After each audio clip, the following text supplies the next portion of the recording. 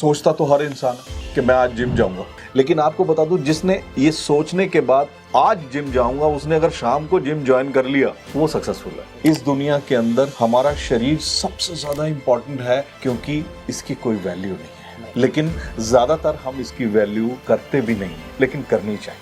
वो कहते हैं ना कि सपने वो नहीं होते जो आप सोते समय लेते हैं, सपने वो होते हैं जो आपको सोने नहीं देते। बहुत बढ़िया।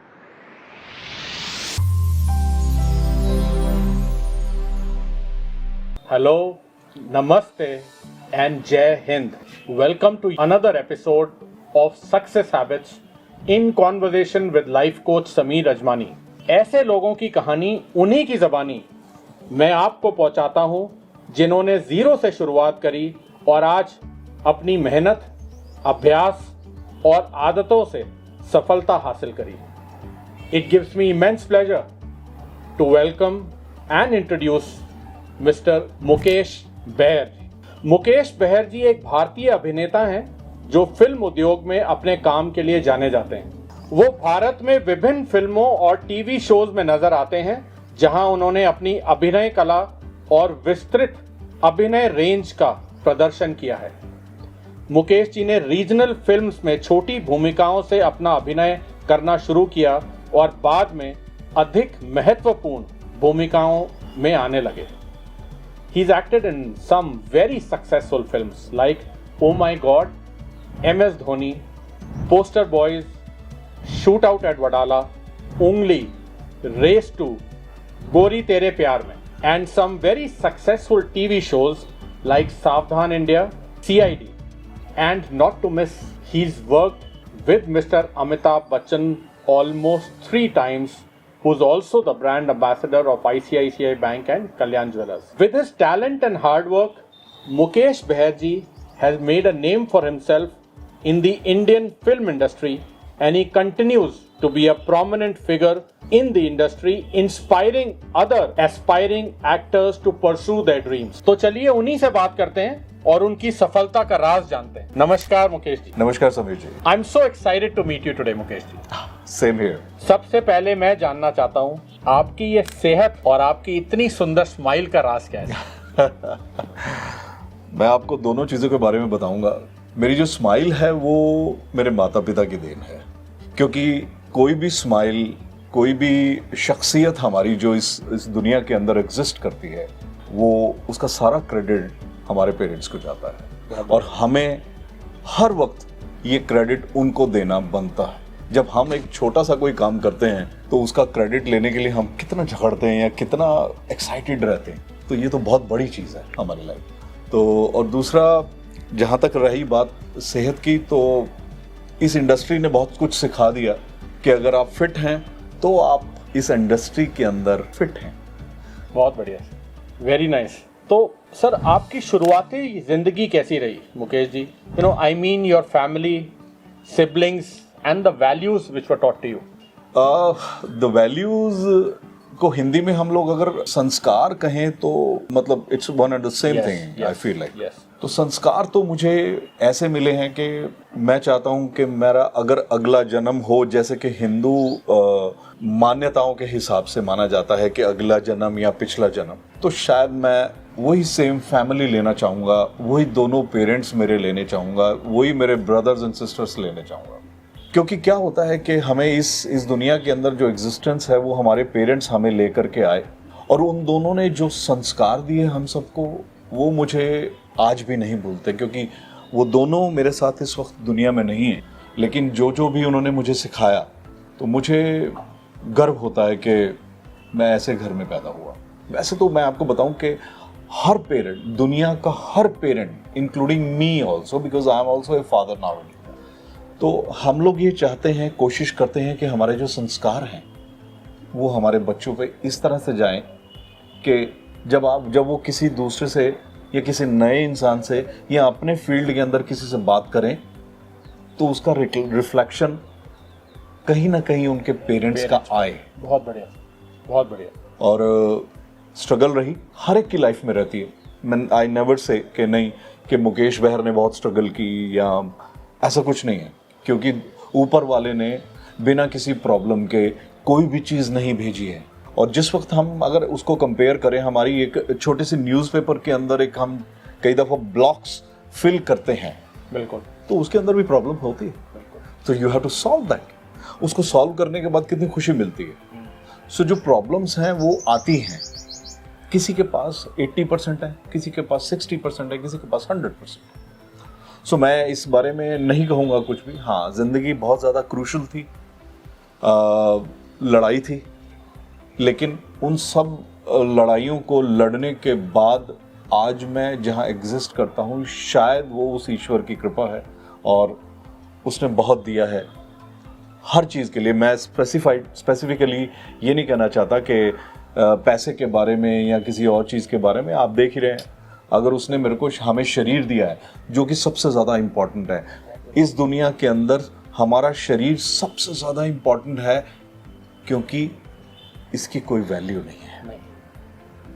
लेकिन ज़्यादातर हम इसकी वैल्यू करते भी नहीं हैं, लेकिन करनी चाहिए। ये मुझे सीख मिली कुछ साल पहले, क्योंकि जब मैं देखता था अपने आसपास जो इस एज ग्रुप में जो लोग आते हैं, एक स्टेज पे आके वो या तो हॉस्पिटलाइज होते हैं, जैसे मेरे पेरेंट्स भी रहे, लेकिन मैं चाहता था कि कुछ ऐसा चेंज आए, कुछ ऐसा डिफरेंट किया जाए कि लोगों के लिए एक छोटा सा एग्जाम्पल बने कि हाँ यार, he is also of the same age, so why not, क्यों नहीं।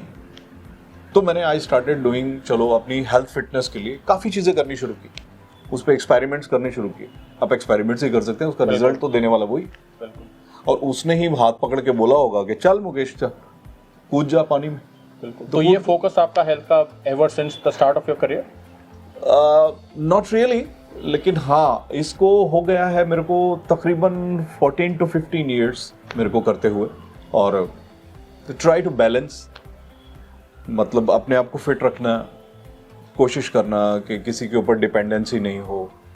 बच्चों के लिए सबसे मेन एक बात मैं आपसे और डिस्कस करना चाहूँगा, और बाकी सब लोगों को भी शायद अगर ये बात समझ आए तो मुझे नहीं मालूम, क्योंकि ये मेरा पर्सनल व्यू है। हम लोग फिटनेस की तरफ ध्यान देते हैं, कुछ लोग नहीं देते हैं, लेकिन उसके पीछे रीज़न क्या है? मेरा रीज़न क्या था? क्या होता है कि हमने अपने आसपास बहुत सारे लोगों को देखा है कि बहुत सारे बच्चे ऐसे हैं जो हमारे आसपास हमारे साथ काम करते हैं। वो कई दफ़ा बोलते हैं कि मेरे पेरेंट्स बहुत बीमार थे, उस वजह से मैं स्टडी नहीं कर पाया।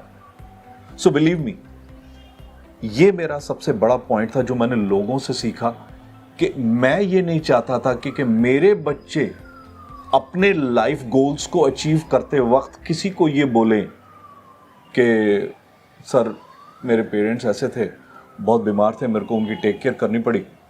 सो फॉर दैट रीज़न मैं अपने आप को फिट रखने की कोशिश करता हूँ, so that they can achieve the best in their lifes. बहुत बढ़िया sir, very well said. And also sir, अपने again I am taking you back to your childhood days. Do you remember any teacher who inspired you, and what did you learn from her or him? Teachers का पहले तो मैं बता दूं कि हम लोग ना वो टेंटों वाले स्कूल में पढ़े हुए क्योंकि गवर्नमेंट स्कूल था तब, इतना प्राइवेटाइजेशन था नहीं, तो टेंट होते थे, नीचे टाट बिछे होते थे। और बिलीव मी, हम लोग हर रोज ये दुआ करते थे ऊपर वाले से कि बारिश आ जाए, कि बारिश आते ही छुट्टी मिल जाए। तो जोक्स अपार्ट, टीचर्स देखिए, हर इंसान की लाइफ में उनके टीचर्स ही उनको एक ऐसी स्टेज पर लेकर जाते हैं। डेफिनेटली इतना पीछे जाकर के मुझे फ्रैंकली स्पीकिंग मेरे को किसी टीचर का नाम शायद नहीं याद है।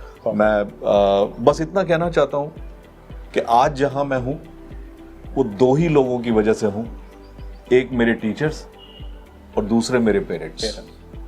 बहुत बढ़िया सर, वेरी वेल सेड।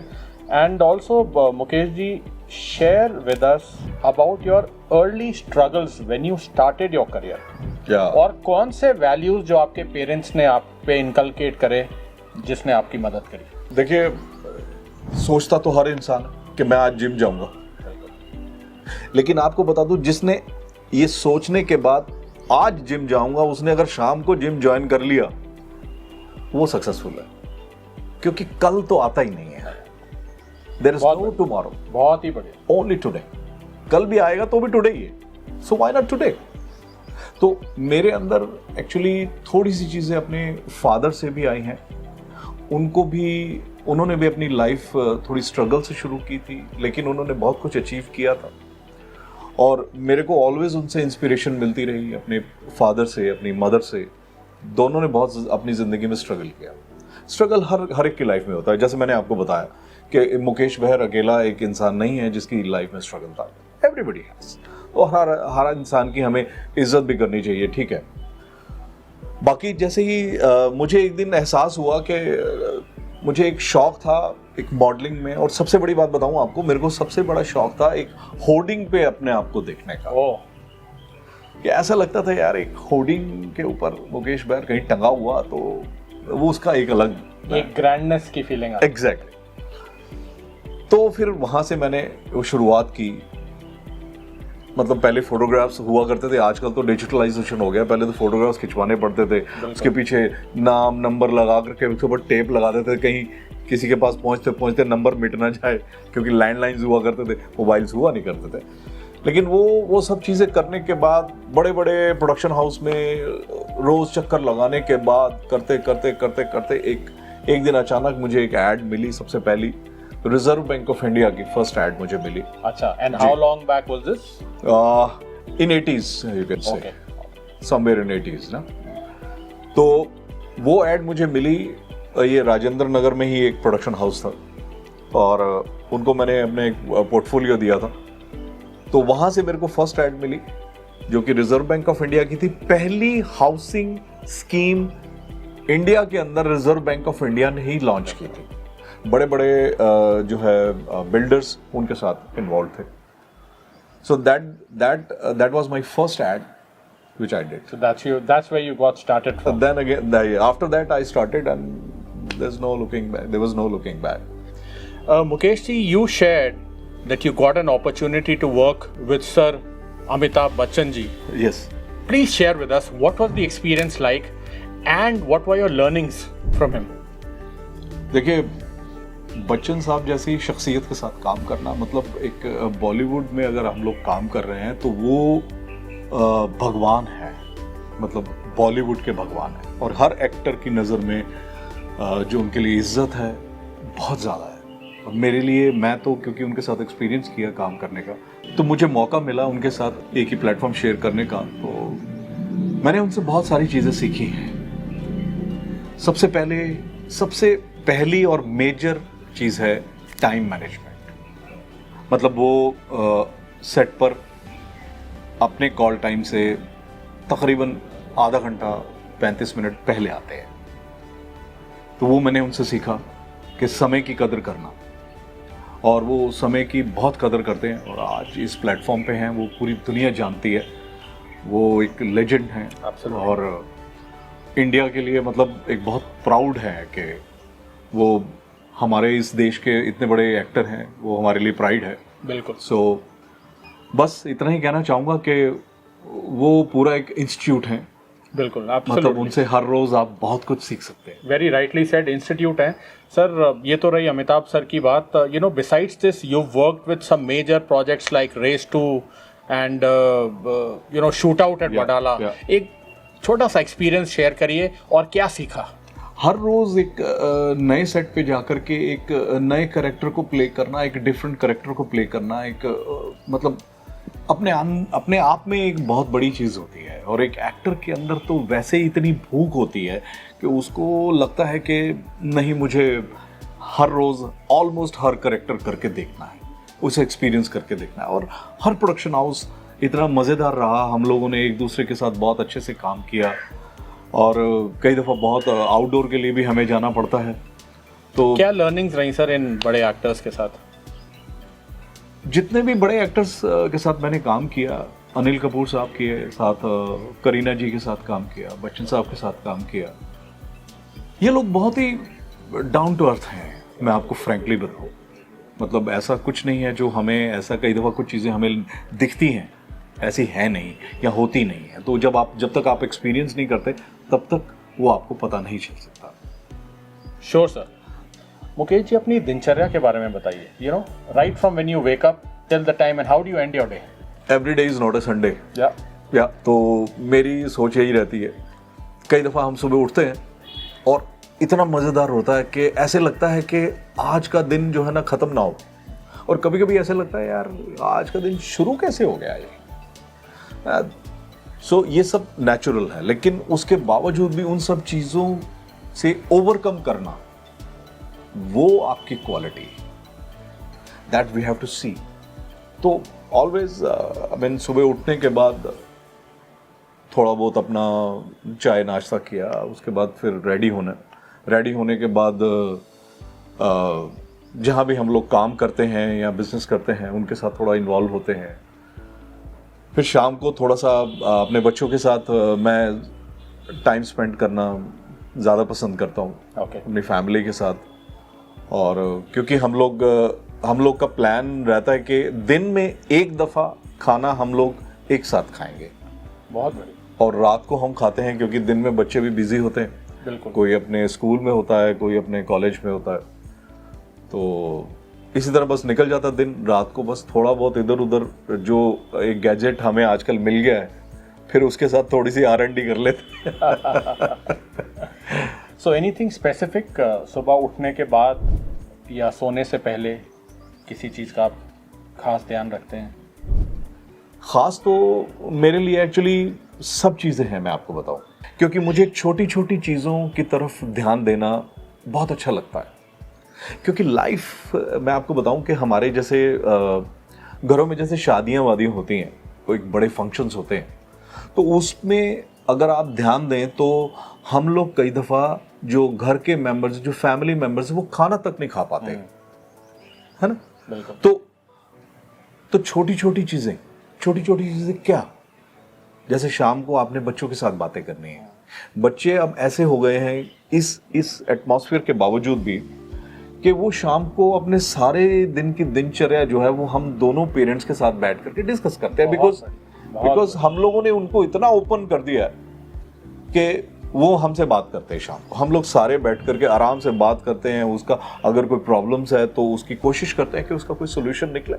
तो छोटी छोटी चीज़ें जैसे बर्थडेज हैं, छोटी छोटी चीज़ें, चलिए किसी को कुछ चाहिए तो वो बहुत इंपॉर्टेंट है। हम लोग कई दफ़ा यही नज़दीक C4E जनकपुरी मार्केट में आ जाते हैं, अच्छा, खड़े हो जाते हैं, खाना वाना खाते हैं, एंजॉय करते हैं और उसके बाद निकल जाते हैं। और मैं आप सब लोगों से रिक्वेस्ट करूँगा कि अपनी छोटी छोटी चीज़ें, अपने बच्चों की छोटी छोटी चीज़ें, उनकी छोटी छोटी रिक्वायरमेंट्स पूरा करना शुरू कर दीजिए। आप बिलीव करें, यहाँ से बहुत शांति मिलती है और इंसान सिर्फ शांति की तरफ ही जा रहा है। तो शांति गृहस्थ आश्रम में क्यों नहीं? जरूरी नहीं कि शांति आपको जाकर के पहाड़ों में मिले। शांति वही है जहां से आपने उसको देखना शुरू कर दिया। मुकेश जी, लाइफ में रिस्क लेना कितना जरूरी है? तो सभी जी, रिस्क अगर आपके सपनों के बारे में है तो वो रिस्क लेना बहुत ही जरूरी है, क्योंकि बिना किसी रिस्क लिए आप उसको अचीव नहीं कर सकते। वो कहते हैं ना कि सपने वो नहीं होते जो आप सोते समय लेते हैं, सपने वो होते हैं जो आपको सोने नहीं देते हैं।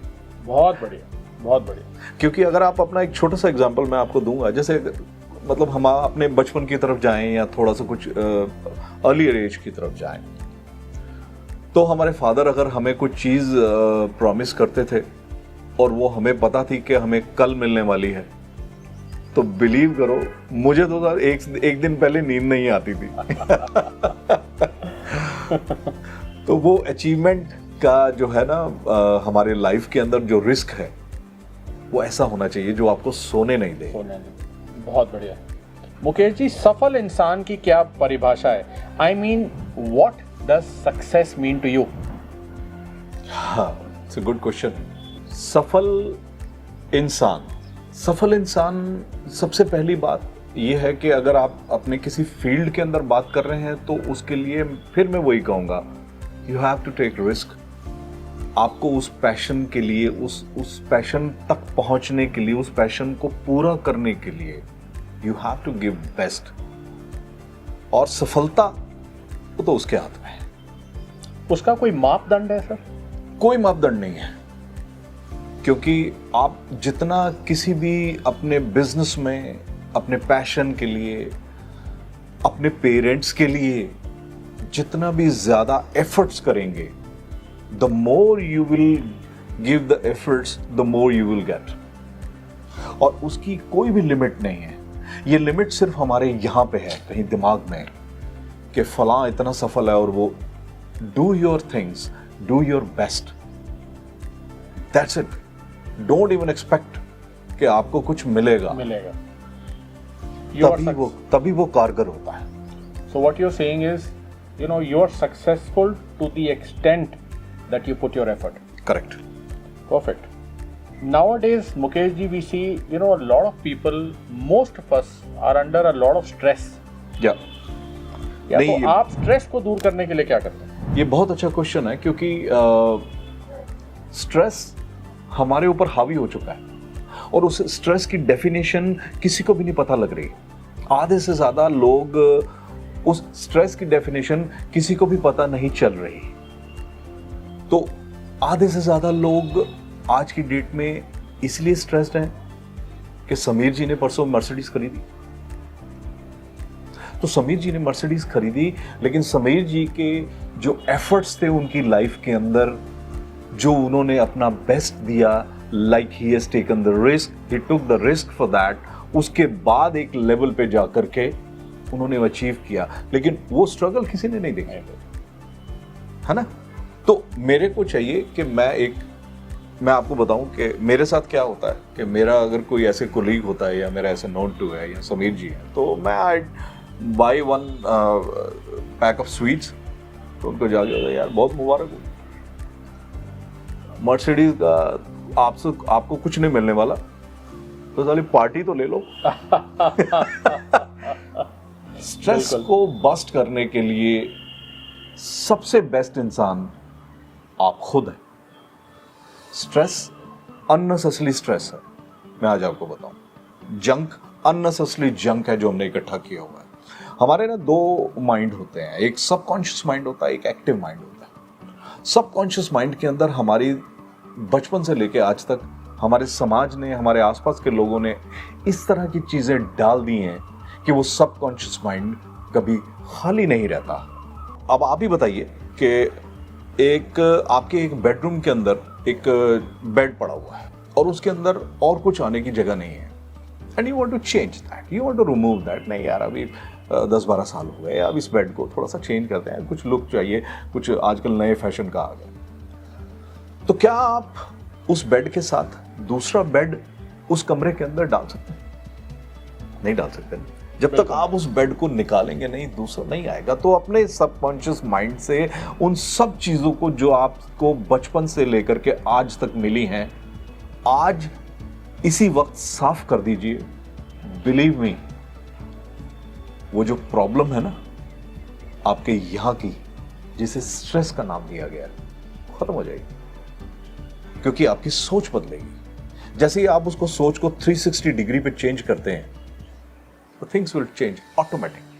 बहुत बढ़िया Mukesh ji. Lastly, you know, what advice do you have for the youth and for the young aspiring actors in terms of both mindset and routine?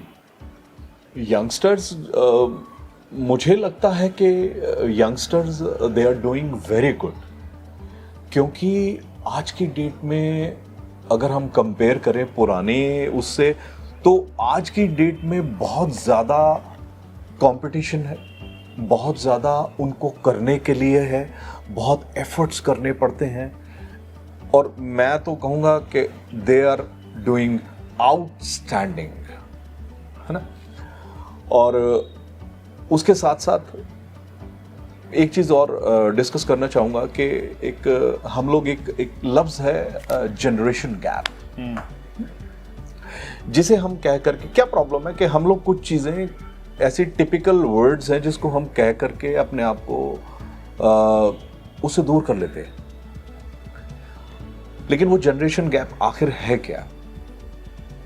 Generation gap नाम का कुछ भी नहीं है। मैं आज आपको बताऊं, मैं अगर अपने फादर के पास बैठ करके आधा घंटा 1 घंटा स्पेंड करता हूं और उनको किस चीज की जरूरत है उसके लिए मैं उनके सामने खड़ा रहता हूं। पूरा तो मैं कभी नहीं कर सकता, क्योंकि जो उन्होंने कर दिया बिल्कुल वो कोई नहीं कर सकता।